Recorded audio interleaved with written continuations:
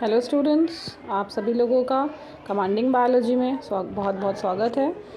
आज हम एक नए चैप्टर और एक नए टॉपिक के साथ आपके साथ जुड़ते हैं। हमारा चैप्टर है heredity, class 10th biology, chapter heredity.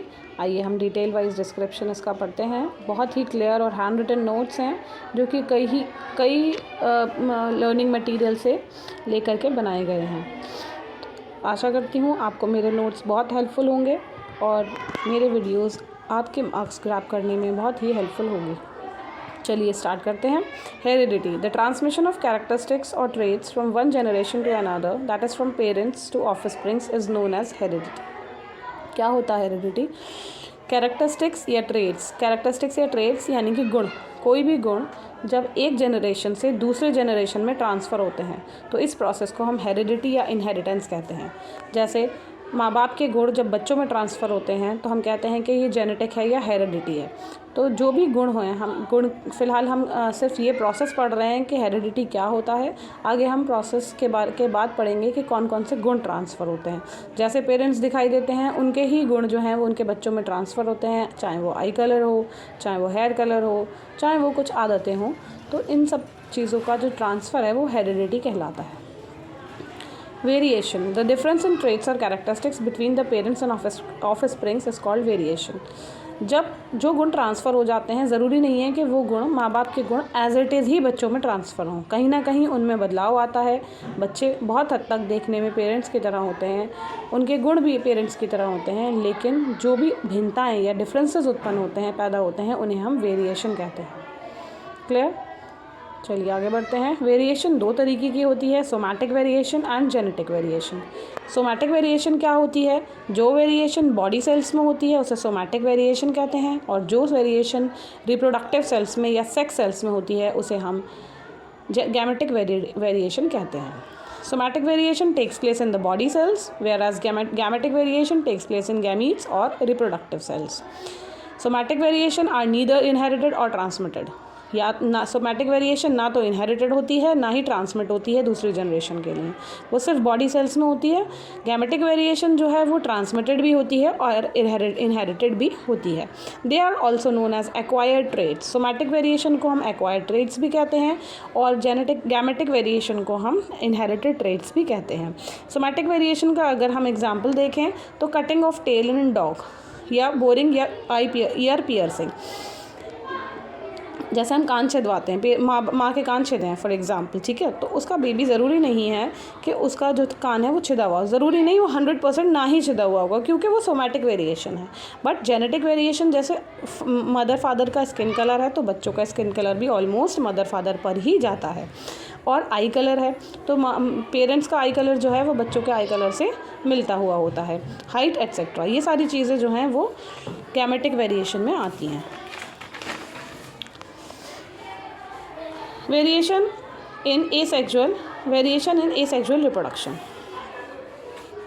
Offsprings produced by asexual reproduction show fewer variations because of small inaccuracies in DNA copying.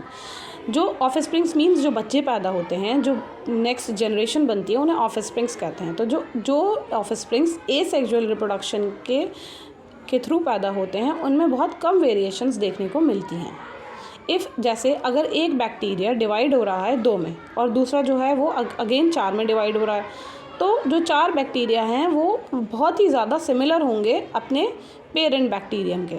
If one bacterium divides into 2 and the resulting 2 daughter cells again divide, the resulting 4 bacteria are very much similar due to minor inaccuracies in DNA copying. DNA copy हो गया, जो mother bacterium था वो divide हुआ, 2 bacteria बन गए, 2 bacteria से 4, 4 से 8, 8 से 16, 32 एंड सो ऑन।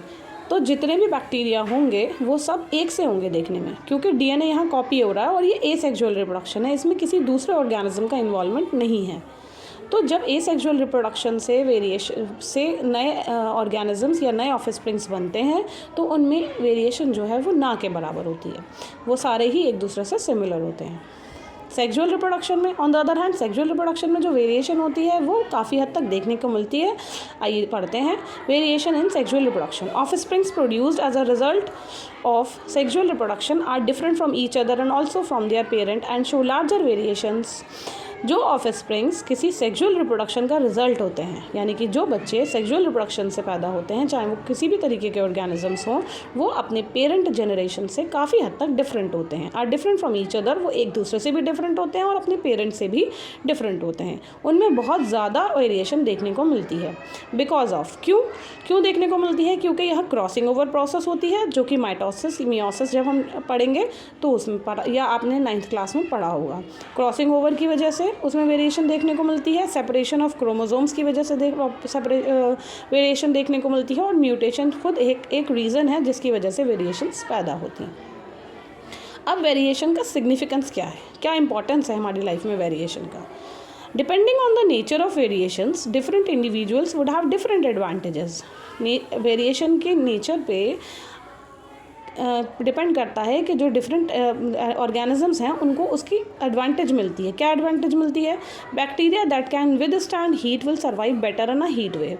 जो बैक्टीरिया गर्मी बर्दाश्त कर सकता है, वो मतलब जब उसकी वेरिएशंस वो नए ऑफस्प्रिंग्स जब उसके बनेंगे तो उनमें भी वही कैरेक्टरिस्टिक आएगा, वो और ज़्यादा हीट वेव में सर्वाइव कर पाएंगे। Variation increases the chances of survival in a changing environment. जब एनवायरनमेंट चेंज होता है तो कहीं ना कहीं वेरिएशन जो है वो रिस्पॉन्सिबल होती है ऑर्गेनिज्म के अडेप्टेशन में। ऑर्गेनिज्म जो है वो चेंजिंग एनवायरनमेंट के प्रति ज़्यादा अडेप्टेड हो जाता है, वो उन एनवायरनमेंट में ईजिली सर्वाइव कर सकता है। तो वेरिएशन के बहुत सारे एडवांटेजेस हैं और वेरिएशन जो है वो सेक्सुअल रिप्रोडक्शन में ही देखने को मिलती है। एसेक्सुअल रिप्रोडक्शन में वेरिएशन देखने को नहीं मिलती है।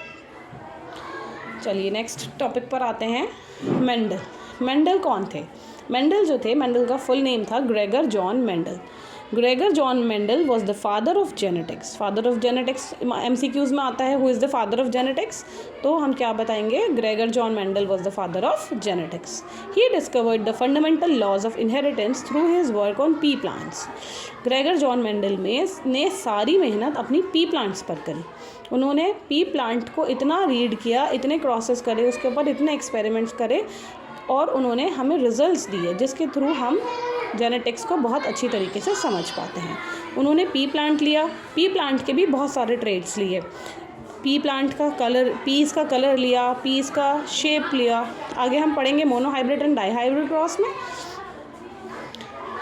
He deduced that genes come in pairs and are inherited as distinct units from one from each parent। उन्होंने क्या बताया? फंडामेंटल लॉज ऑफ इनहेरिटेंस बताई उन्होंने, और उन्होंने बताया कि जब जो जीन्स हैं वो पेयर्स में होते हैं, जब वो ट्रांसफ़र होते हैं तो वो सेपरेट हो जाते हैं और एक जीन एक पेरेंट से आता है, फिर आगे चलकर क्रॉसिंग होती है और नया इंडिविजुअल F1 जनरेशन में हमें देखने को मिलता है। ही चोज़ गार्डन पी। उन्होंने गार्डन पी चूज़ करी जिसका बोटानिकल नेम पाइसम सटाइवम होता है अपने एक्सपेरिमेंट्स के लिए। He chose garden pea whose botanical name is Pisum sativum for his experiment due to the following reasons. अब क्वेश्चन ये आता है कि ग्रेगर जॉन मेंडल ने पाइसम सटाइवम ही क्यों चूज़ करा अपने एक्सपेरिमेंट्स के लिए? क्योंकि पी प्लांट का जो लाइफ स्पैन है वो छोटा होता है, वो 3-4 महीने में पूरा हमें जो रिज़ल्ट देखना है वो हमें रिज़ल्ट मिल जाएगा। दे आर ईज़िली अवेलेबल, वो हर जगह ईज़िली अवेलेबल हो जाते हैं, हर जगह उगाते हैं। एक दूसरी बात है वो सेल्फ पॉलिनेटिंग होते हैं, उनमें सेल्फ पॉलिनेशन हो जाता है, उनको अलग से क्रॉस पॉलिनेशन कराने की ज़रूरत नहीं है।